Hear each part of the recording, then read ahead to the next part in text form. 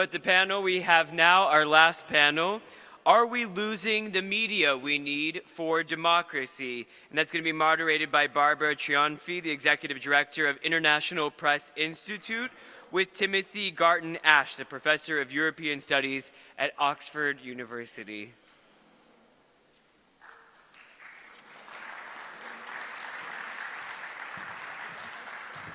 You have that one there. You can be up here.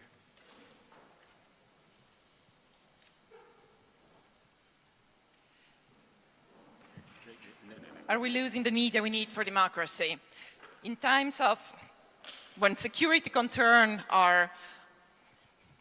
appear to outshine human rights commitments, and when censorship is widely proposed as the antidote to propaganda and fake news, Timothy Garton-Ash has been a passionate leading voice in the discourse about the importance of free speech and free media in today's reality. Timothy Garton-Ash's own project at Oxford University, the freespeechdebate.com, as well as his book, Free Speech, 10 Principles for a Connected World, which clearly set out convincing arguments for free speech and the limits thereof, have become today's manifesto for anybody pursuing ideals of democracy, open societies, and diversity. Timothy Garton-Ash, who is currently Professor of European Studies at Oxford University, started his career as a journalist. He was the foreign editor of That Spectator and a columnist with The Independent. Today, further to his academic engagement, he contributes regular columns to The Guardian, the New York Review of Books, El País, and many other respected newspapers. He has received numerous awards, most recently the International Charlemagne Prize for his outstanding journalistic and scientific work. Tim, the floor is yours. Thank you. Thank you very much, Barbara. Well, thank you all for staying to the very end. And I'm glad you mentioned that I've worked as a journalist as well as an academic. As Conor Cruise O'Brien, who was in the same position, used to say, I have one foot in each grave. Now, you've heard the whole day some terrific plugs for lots of amazing new platforms. So I'm going to start with the greatest platform in the history of free speech, which is, of course, that one. That is the original platform in Athens where the speakers to the assembly in 5th century BC Athens would speak, where democracy was invented. And it is, in a way, the ideal type of the free speech we need for democracy. People would walk, citizens of ancient Athens would walk for hours across the hills to get to the platform. They'd all gather there. The herald would say, who will address the assembly? And any adult citizen could speak. They heard all the evidence, they heard all the facts, they heard all the arguments for and against. Should we fight the Persians on land or by sea? And they decided to fight the Persians on sea after a vote, and that's how the world's first democracy saved democracy. That is, in a way, the ideal type for free speech, for democracy. Now, of course, these days we can't all get together in one place, so we have media. It's the media we need for democratic self-government. How do we need these media to be for democracy? Well, I've been working on a project, as Barbara mentioned, on free speech for the last 10 years. There's the book, available in all good Amazons, and also downstairs where I can sign it for you, end of commercial. There's the website we have developed at Oxford in 13 languages on free speech, and as a result of this product, which, as I say, has taken us 10 years, taken us around the world, talking to people from all over the world about their views of free speech, we have developed these 10 very simple, stripped down to essentials, principles for free speech, for debate, for a connected world, norms for a connected world. There they are in multiple languages. You can find them on the site. in your own. And there's the principle on journalism. We require uncensored, diverse, trustworthy media so we can make well-informed decisions and participate fully in political life. Now, you may say, particularly at the end of the long day, motherhood and apple pie. But actually, this is very, very carefully honed, stripped down to essentials. Each word is carefully chosen. Uncensored, diverse, trustworthy. Very quickly, just to run through those. These, of course, describe not just the legal framework, but the whole news ecosystem. First of all, uncensored. Still a lot of it about. China today has, we just heard about it, probably the largest apparatus of human censorship in history. But for the most part these days, censorship is done not directly by people called censors, but through ownership. So if you look at a country like Turkey, which certainly doesn't have free media anymore, here's a piece we have up, why Turkey's mainstream media preferred penguins to protest. So during the Gezi Park protests, some of you will know, really important event in the history of Turkey, CNN Turk was broadcasting a documentary about penguins. And the other main channels were doing something similar. Why? Well, very simple, because the owners of these media have multiple other interests. They have to get advertising from the state. They depend on getting contracts from Erdogan, so they weren't going to blot their copybook too much. Wherever you go in the world, and you can search our content by country, Hungary, many other places, wherever you click almost, you'll find the problem of ownership. Either the political power exercising control through ownership of media, or what we have in Britain, which is the other way round, Rupert Murdoch telling proprietors what to do. This is why the diverse is so important. It's diversity of ownership, diversity of political orientation, diversity of ideology, diversity of mediums and genres, diversity of representation, that every significant group in the society is represented in the media or by the media. And last but not least, trustworthy. I was very interested that Ben Smith of BuzzFeed singled out that word trust. So in my view, and as someone who's worked as a journalist for the years, this is the key point. It's not about objectivity. Nobody is objective. That's a myth. In public service broadcasting, it may be about due impartiality, but the essential point is that there's a relationship of trust between you, the journalist, and your readers, viewers, or users. That can be a very different contract. Jon Snow on the Daily Show had a contract with his viewers, right? It wasn't a BBC contract, but there was a relationship of trust. George Orwell, probably the greatest journalist of the 20th century, in a fantastic book, Homage to Catalonia, I think one of the finest books of political writing that exists, says at the end of the book, distrust what I've just told you. It reflects my political prejudices, my particular point of view. I didn't see the whole scene. He says, I was very partial. Don't believe me. And so we believe him. When I was writing about dissidents in Eastern Europe, I was absolutely clear where my sympathies lay. They lay with the dissidents. That's also a contract with the reader.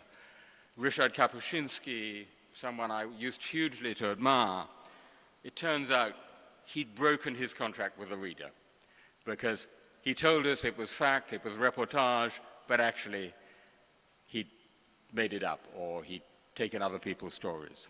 So, uncensored, diverse, trustworthy. Now this takes me to the question, are we losing the media we need for democracy? First thing to say is, there never was a golden age. There never is a golden age. That period when Walter Cronkite used to end the TV news, and that's the way it is, was not a golden age. There weren't many sources of news or indeed views.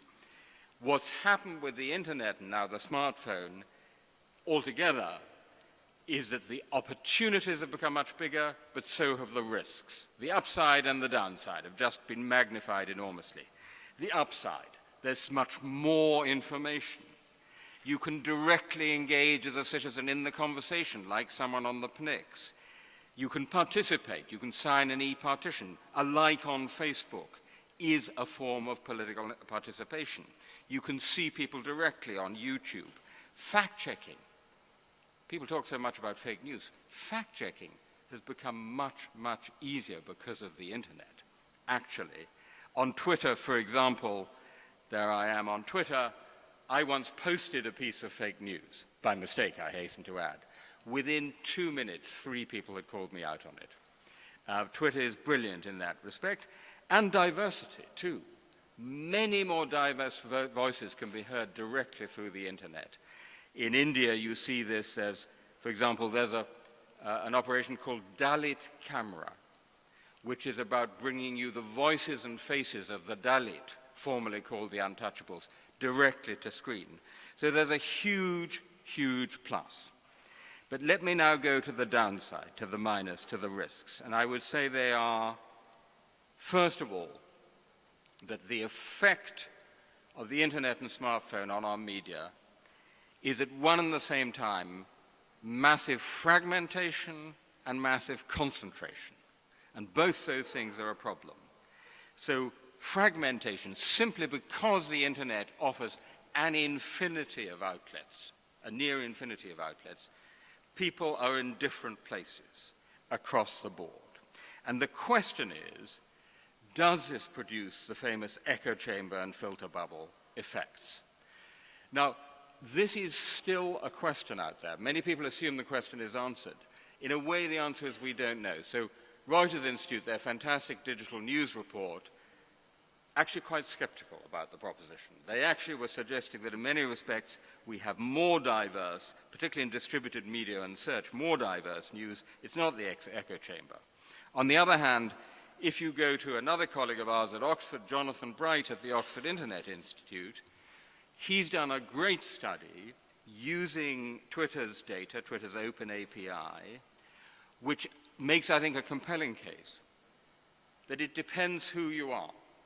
If you're broadly speaking in the center, the broad center of politics, actually you have more diverse sources of news and views and you go looking for them. If you're at the political extremes, there's a very powerful echo chamber effect, and it's at the extremes that prejudices are reinforced in the echo chamber. And I think he demonstrates that very powerful. Now, of course, in some countries, the extremes are very narrow, like in Germany. In some countries, the extreme goes much more into the center, particularly if you have primaries, as in the US, and so you get polarization. But that study is based on Twitter. What about this giant Facebook, which we've all been talking about for the whole of today? We don't know, because Facebook has not yet given us the data on which we could find out. They've done studies from their own data science team, which suggest it ain't necessarily so. One study said that 1/3 of the content, political content people looked at on Facebook was from contrary views. But that's all we know, and I think it's actually not good enough. When Campbell Brown comes to speak to you tomorrow, maybe one of you could ask her the question, can't we have sufficient data so we can make a reasonable judgment on this incredibly important point for democracy? Not all the data, of course, that we wouldn't expect that, but sufficient data. This brings me to the question of concentration. And when we say concentration, we think, of course, of Facebook in particular, saying which I have, of course, lost the wonderful graph I was about to show you, but I'll find you in a minute, which shows, oh, I can go back to the center page actually, which shows you that Facebook is the empire on which the sun never sets. That is the graph of the map of the leading social network by countries. Now, if you go back to 2009, you see it's a very heterogeneous picture. 2014, the map of the world is painted blue, and 2017, it's still mainly painted blue. One thing that has happened, it is not new that news is supplied to us by private means. That's what most newspapers were. A.J. Liebling, the famous writer on the press, said the function of a newspaper is to inform, but its role is to make money. What's new is that this is being done on a global scale. 1.9 billion going on 2 billion regular monthly users, and in effect we have a privately owned global public sphere. And that's something we've never had before. Mark Zuckerberg has written his wonderful undergraduate essay, which many of you will know, 6,000 words. I'm not sure what sort of a mark I'd have given it if it had come to me as an undergraduate essay. But what's important about it is it acknowledges that Facebook has a public responsibility, a social responsibility. But Emily Bell, whose wonderful study I commend to all of you called The Platform Press, says, while Zuckerberg frames the global expansion of Facebook in idealized civic terms, what is being offered is a closed system where information is atomized, automatically distributed, and in which the behaviors of users are captured and monetized. That's a challenge. I'm not saying that's necessarily 100% right, but it's a challenge I think Facebook have to answer. Let me say at once, I think the wrong way to go about this is the path that Germany is taking just at the moment, which is, as you know, to pass what they're calling the Facebook law, to give it its catchy German name, the Netzwerkdurchsetzungsgesetz. That's a great one to catch on. Which is to try and do this by legislation. We can talk about that in discussion. I think it's massively problematic. I think actually we need to engage, as you're doing here at this meeting, with Facebook, with Twitter, with Google, but there is a question of monopoly or near monopoly. And this brings me to the commercial impact of the internet, which is the next big point. As you all know, the impact, and you've been talking about it all day, on so-called legacy media is that while there are great exceptions, many, many newspapers are drowning. What do you do when you're drowning? You wave and you shout as loud as you can. And that's what more and more newspapers who are drowning is doing. They're waving and they're shouting. If it bleeds, it leads. If it roars, it scores. The tyranny of the clickstream, more sensationalism, more dumbing down, less serious investigative content, because that's difficult, gets less clicks, and is expensive. You know, on the Guardian famously on its comment is free website, quotes C.P. Scott, comment is free but facts are sacred, the famous motto. We now say comment is free but facts are expensive. It costs. The sensationalism comes also, I mean, I've been writing a column for The Guardian for 15 years. It's very interesting to see how over that period, as we've gone online, as people have been looking so closely at the clickstream, that's fantastic. When a column does well, it's 250,000 readers. That's amazing. But the way in which the pressure is on to make the headline as sensational as possible. When I come off the platform this evening, I will be talking to my editor of The Guardian on a column on Brexit, and we'll be having this conversation. I actually have in my contract a provision which says that I have the final say over headline and stand first. And that's amazing, because the temptation is always to make it that bit more sensational. You know, let's bomb Ukraine, because that'll bring the readers to the website and then maybe give you a few crumbs of digital advertising from Facebook and Google's table. In short, the proposition we need to discuss is that if in the classic American First Amendment tradition we talk of the marketplace of ideas, what we have here is perhaps a market failure in the marketplace of ideas. A market failure in the marketplace of ideas. Now, I'm not too pessimistic about this. Many newspapers are surviving, foundation-supported journalism, public service broadcasting where you have it, aggregation and curation sites, citizen journalism, and yes, Vice and BuzzFeed. You know, I have to say, and it's not just because Ben Smith is here, you know, I suddenly started finding fantastic pieces of really good reportage written by reporters on Vice and BuzzFeed, doing stuff from eastern Ukraine that mainstream media were not doing. So I'm not fatalistic about it, but it's certainly a challenge. Last but not least, everyone talks about fake news. I actually think this doesn't describe the essential nature of the challenge we face. It is true that there is much more potential for disinformation and misinformation as a result of the ecosystem we have at the moment, partly for money, the famous Macedonian meme farms, politically in two forms.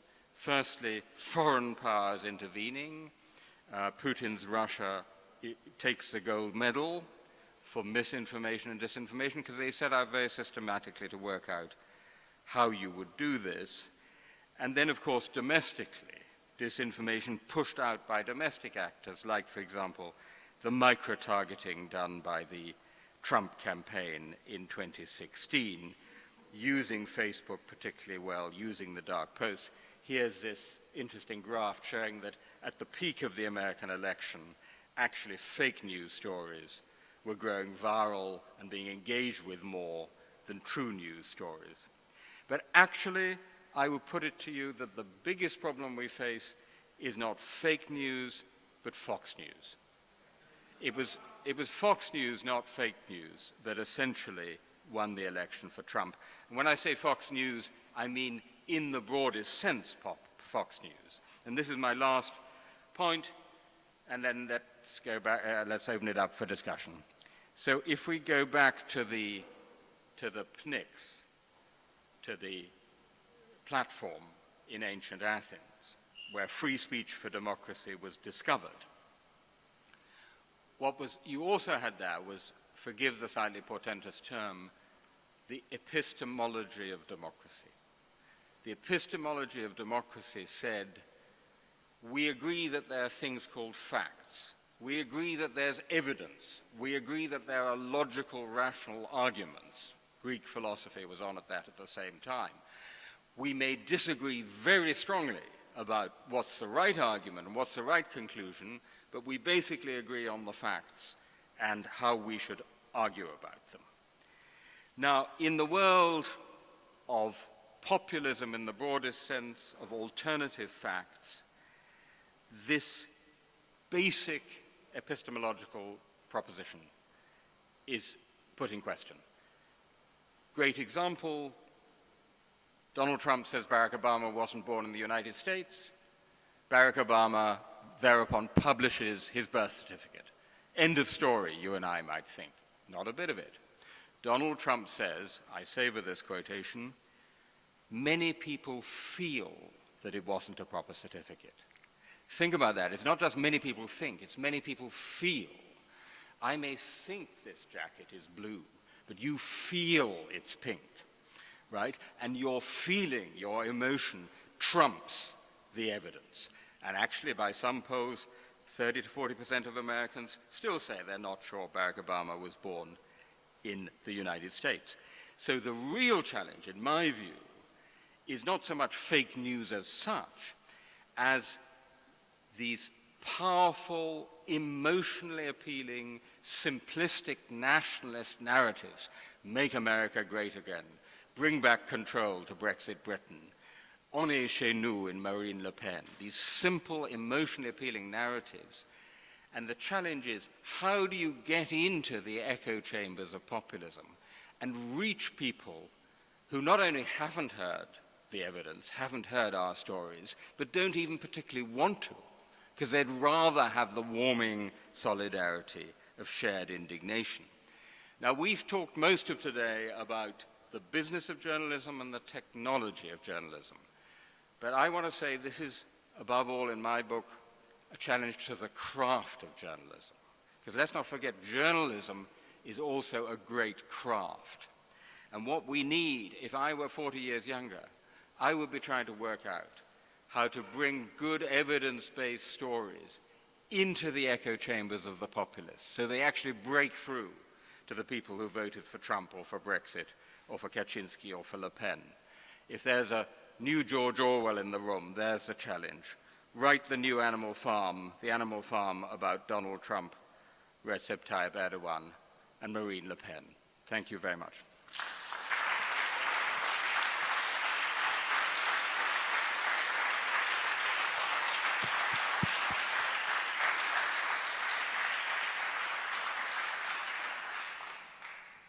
Tim, thank you very much for these very enlightening words.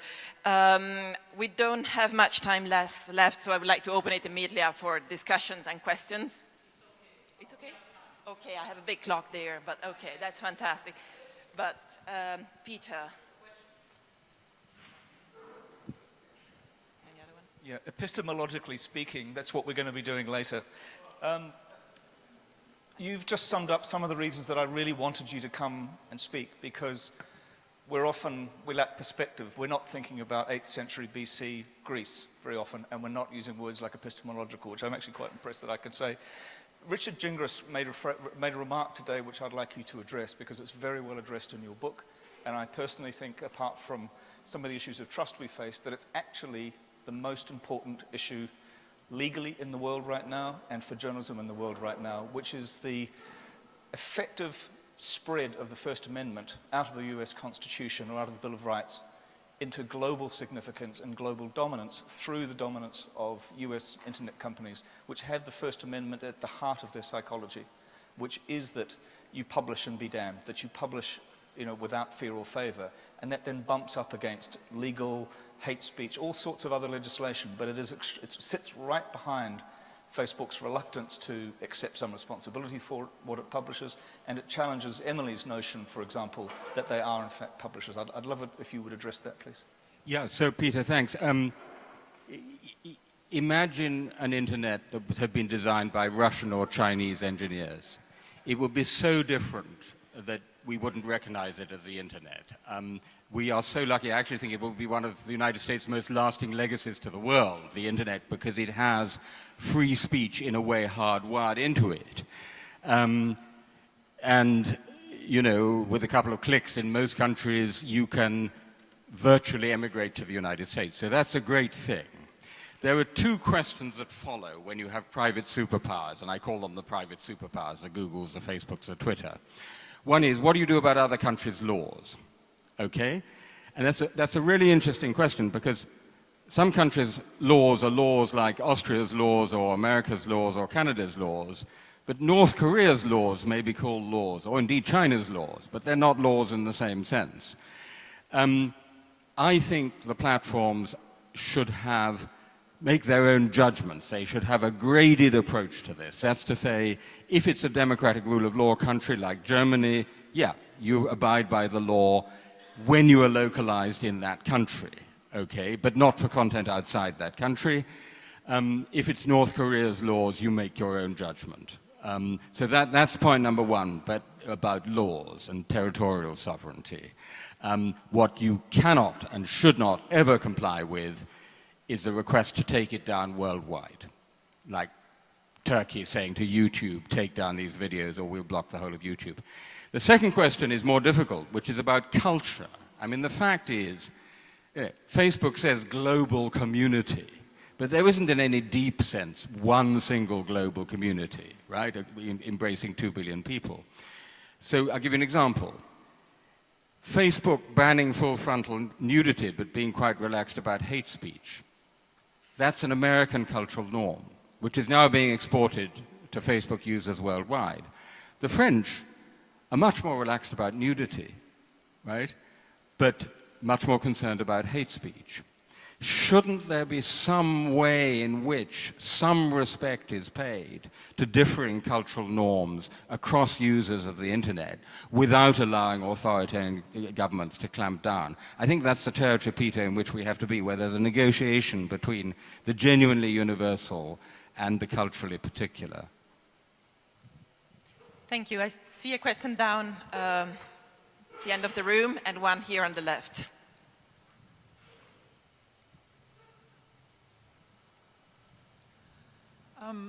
I'm Nadia Hahn from ORF Radio. I was wondering, why do you think the German attempt to regulate Facebook and Google through this law is such a threat to free speech? Oh, it's easy. It's a most peculiar law because it says you should take down within 1 day any content which is obviously illegal, define obviously, and within 7 days something which may possibly be illegal, and then we'll have a department in the Ministry of Justice in Germany which will come along afterwards, look at all the judgments you've made, and see if you need to be wrapped over the knuckles with a 50 million euro fine. Right? It's a very, very peculiar way to proceed, also in rule of law terms.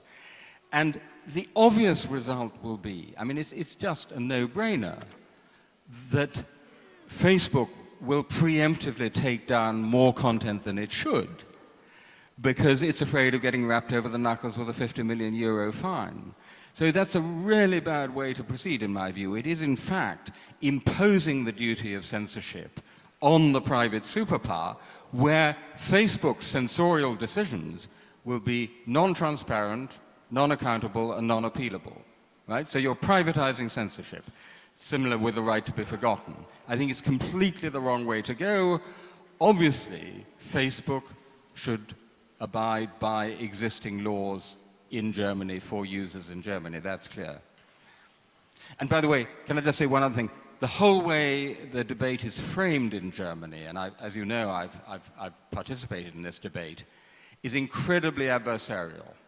It's big, bad, American private superpowers. And actually in Germany the word American is quite important. Big, bad, American private superpowers. Good, virtuous German and European public superpowers. I think that's the wrong way to frame it. There's a place for regulation, but I think myself that we have to really engage with the platforms, because actually one small change they make in their algorithm worldwide is worth anything any national legislator can impose. Thank you. There is a gentleman with a white shirt, I think. No? No. Any other questions? Otherwise, the lady over there.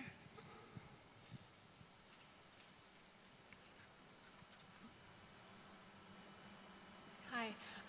You've spoken about the potential for the internet as not potential, it already is an incredible platform for free speech.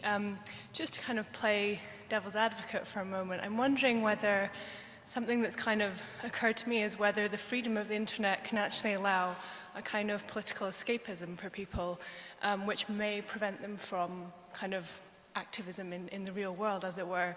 In democracies, we can, if we're outraged at something, we can tweet about it or share an article or sign, hundreds of petitions, but how many of us will ever really, do something concrete and do something in the real world? And then even in authoritarian states, the kind of pressure that built up in the communist bloc, where people couldn't even get jeans or watch American movies. Now in Russia, people can watch Netflix, they can buy whatever they want, they can, if they're worried about the value of the ruble, they can have their money offshore and do all of that online.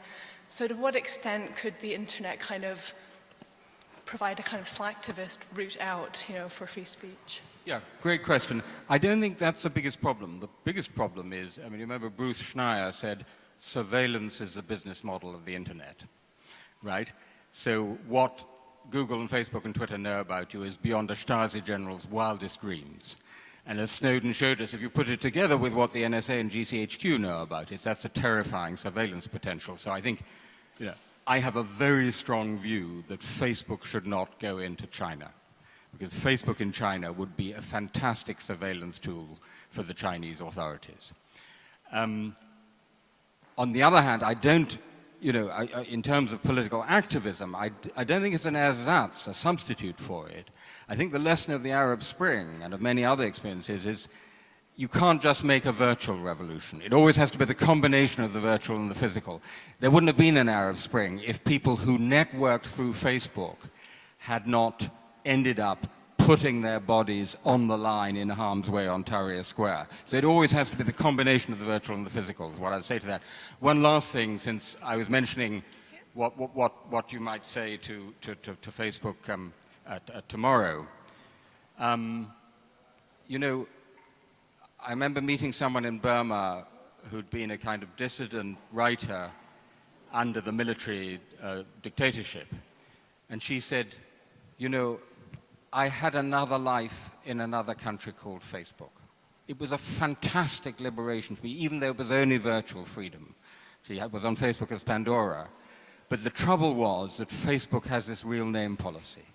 And actually for millions of people, people who live in oppressive regimes, people who live in oppressive communities, people who live in abusive relationships, anonymity is absolutely vital. And I think we should actually be asking of Facebook. The Electronic Frontier Foundation had a great specific proposal. They said, allow anonymity if someone gives a good reason for it. And there are some very good reasons for it, like if you live in a dictatorship or in an abusive relationship, but have the real name at the back end visible only to Facebook so they know you're a real person. So I think there are a bunch of things which, from the point of view of free speech, we really want to ask of the private superpowers, and I think that's one of them. I'm being told, unfortunately, we have to stop it here to give people the time to walk to their dinner venue. I would like to thank Timothy Garton-Ash for this very inspiring speech. Pleasure. Thank you so much. Thank you. I would like to thank the organizer for a very excellent conversation.